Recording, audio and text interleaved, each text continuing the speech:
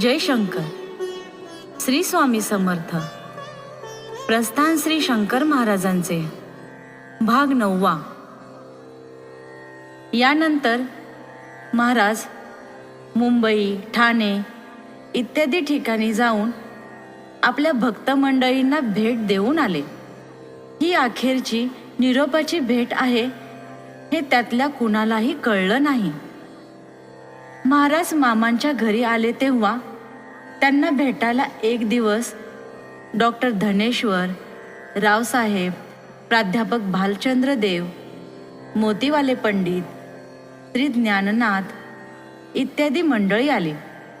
Doctor Dhaneshwar आणि रावसाहेब यांना महाराजांची पुढील प्रवासाची तयारी चालली आहे हे माहीत होतं, म्हणून मिळतील तेवढे क्षण ते आपल्या सद्गुरूंच्या सहवासात घालवित होते. मनात येणारे प्रश्न त्यांना विचारित होते. त्यांना बोलतं करून त्यांच्याकडून जितकं मिळेल तितकं ज्ञान घेत होते. महाराजही मन मोकळं बोलत होते. मंडळी निघाली तेव्हा महाराज म्हणाले, आणखी 4 दिवसांनी असेच सगळेजण इथे या बरं. आम्ही सर्वांना खिचडी देणार आहोत. मग रावसाहेबांना म्हणाले, आम्हाला बुवा वाडेकरांकडे सोड. त्यांच्याकडे सत्यनारायण आहे.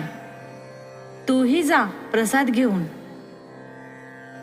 बुवा वाडेकरांनी 100-150 लोकांची भोजन प्रसादाची व्यवस्था केली होती. पण झालं काय, महाराज आले आहेत हे समजताच साखरेच्या वासानं मुंग्या जमाव्यात तशी वाडेकरांच्या घरी गर्दी झाली. वाडेकरांच्या तोंडचं पाणी पळालं. आता हे सगळं निभावणार कसं? या सत्व परीक्षेला सामोरं कसं जायचं? त्यांनी अगतिक होऊन महाराजांकडे पाहिलं. महाराजांनी त्यांच्या डोळ्यातला प्रश्न जाणला. त्यांनी हातानं चालू दे, बसू देत सगळे जेवायला, सगळं ठीक होईल असं आश्वासन दिलं. आणि आश्चर्य म्हणजे 100-150 माणसांसाठी शिजवलेल्या अन्नात 1000-1200 मंडळी जेवून तृप्त झाली. वाडेकरांचा जीव भांड्यात पडला. हे सारं महाराजांच्या कृपेनं घडलं हे जाणून त्यांना गहिवरून आलं. त्यांनी महाराजांच्या पायावर मस्तक ठेवलं. त्यांना उठवीत महाराज म्हणाले, झालं ना तुझ्या मनासारखं?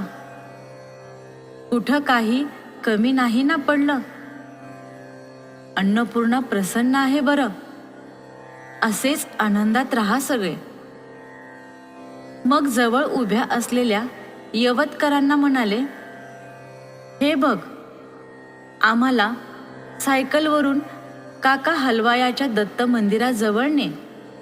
हो, आणि आमचा हा कोट जुना झालाय, नवीन शिवायचाय. हो हो, शिवूया महाराज. असं म्हणत यवतकरांनी मोठ्या आनंदानं महाराजांचं माप घेतलं. सिद्धाचे गूढ शब्द भाबड्या भक्ताला कसे कळणार? जय शंकर.